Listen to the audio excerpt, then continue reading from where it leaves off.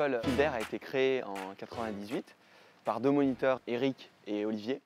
On est tous diplômés d'État. Pour être moniteur de kite, il faut passer ce qu'on appelle le BP-JEPS, glisse aérotracté, et qui se passe à Saint-Pierre-Quiberon, à l'École nationale de voile et de sport nautique. Donc on est tous diplômés d'État. L'état d'esprit Fieldair, qui est en fait une pédagogie qui est commune, même si on a tous nos différences. On a tous nos différences sur l'eau. On a une pédagogie commune et une façon d'apprendre le kite qui est la même.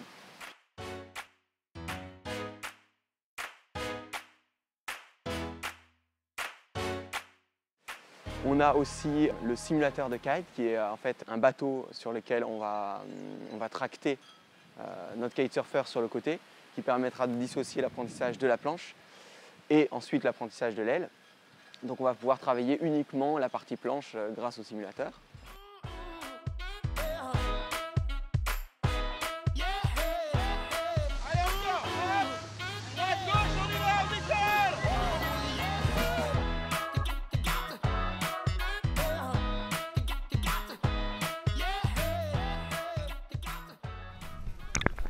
Chez Fieldair, on apprend d'une partie le kite et de l'autre partie la planche. On va séparer les deux. Le kite, c'est la partie aile.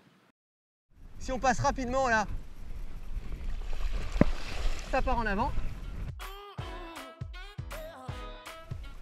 Vous avez juste à barre lâcher, je prends celui-là, mais que celui-là. Donc au début, nous, on apprend uniquement à piloter l'aile de kite, ce qui dure en général une journée. On prend une journée dédiée à ça. Puis une partie planche où on va être tracté derrière le simulateur. Et enfin, quand on maîtrise ces deux, on va essayer de mettre les deux ensemble. Et c'est là où il va falloir coordonner le tout.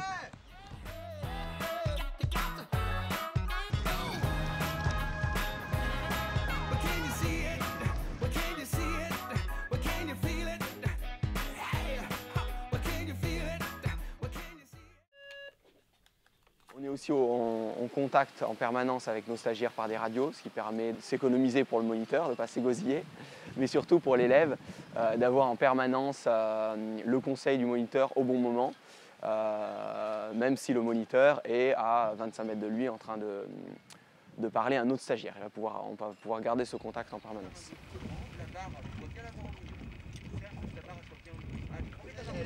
Ton aile, elle reste, voilà. Mets ta petite butée et je viens te voir.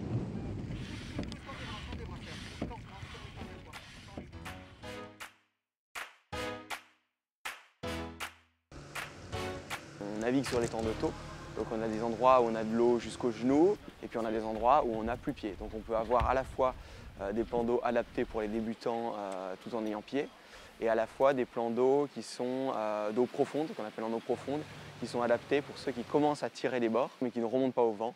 Ça nous permet de faire des remontées en bateau et non à pied.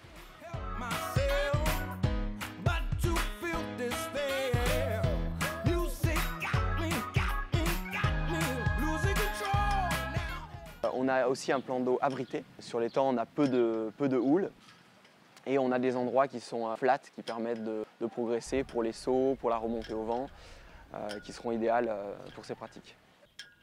On dispose d'un local, on a tout notre confort, on peut manger, on peut prendre le café, on a un frigo, un micro-ondes à disposition. On peut à chaque fois avoir une salle pour faire nos briefings, mais aussi pour lire des magazines de kite ou regarder des vidéos de kite avant de partir, ou des moments où on a moins de temps.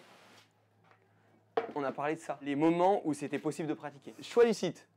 Ok. Première ligne, on a vu quoi? Choix du site, c'est...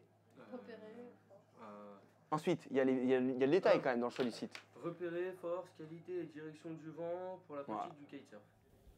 On a également des vestiaires avec douche et tout le confort.